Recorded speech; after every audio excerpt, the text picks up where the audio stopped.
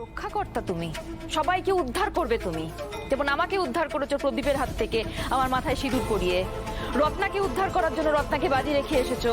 তোমার এই মহান সাজার চেষ্টা, তোমার এই নিজেকে ঈশ্বর প্রমাণ করার চেষ্টা, তার জন্য আজকে রত্না নিজের বাড়ি ছেড়ে চলে গেছে। আমি ইচ্ছে করে কিছু করিনি পার্বতী। আমি সবসময় তাই থেকেছি।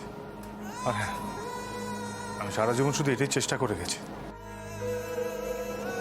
যে কোনো পরিস্থিতিতে আমার বোনরা যেন ভালো থাকে। ভালো রাখা? এর নাম ভালো রাখা? নিজের বোনকে বাজি রেখে আসাটাকে ভালো রাখা বলে? শোনো সোমেশ্বর দত্ত, আমার বাবা কোনো দিন কোনো ভোটে হারেনি, আর এই ভোটেও হারবে না। এই ভোটে তুমি হেরে যাবে, আর এই হারটা তোমার জন্য খুব জরুরি। এই হারটা তোমাকে চোখে আঙুল দিয়ে শিখিয়ে দেবে যে তুমি ঈশ্বর নও, তুমি একজন সাধারণ মানুষ, অতি সাধারণ রক্ত মাংসের মানুষ। বুঝতে পেরেছ? এই ভোটে তুমি হেরে যাবে।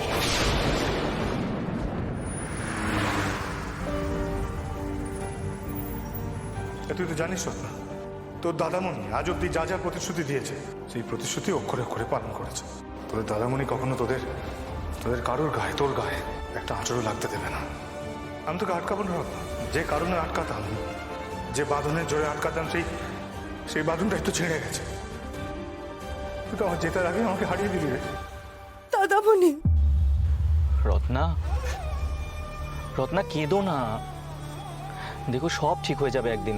দাদামণি সব বুঝতে পারবে। রত্না, গাড়ি থামাও। হ্যাঁ, গাড়ি এক্ষুনি থামাও। রত্না কি হলো? আরে রত্না, রত্না কোথায় যাচ্ছ? দাঁড়াও রত্না, রত্না কোথায় যাচ্ছ তুমি? গাড়ি থামালে কেন? দাদামণি। রত্না সব ঠিক হয়ে যাবে, দাদামণি ঠিক সব বুঝবে, কিচ্ছু চিন্তা করো না রত্না, সব ঠিক হয়ে যাবে। রত্না, তোমরা পুরুষ মানুষরা মেয়েদের ইচ্ছের কোনো দাম দাও না, তাই একটা মেয়ের ইচ্ছে অনিচ্ছের পাশে আর একটা মেয়েকেই দাঁড়াতে হয়। আমিও তাই করেছি। রত্নাকে সাহস দিয়েছি, ওকে ঠিক ভুলটা চিনতে শিখিয়েছি। ও আর অম্লান যাতে নিরাপদে ভুবনপুর ছেড়ে চলে যেতে পারে তার ব্যবস্থা করেছে। আর তুমি তুমি কি করেছো দাদা হয়ে?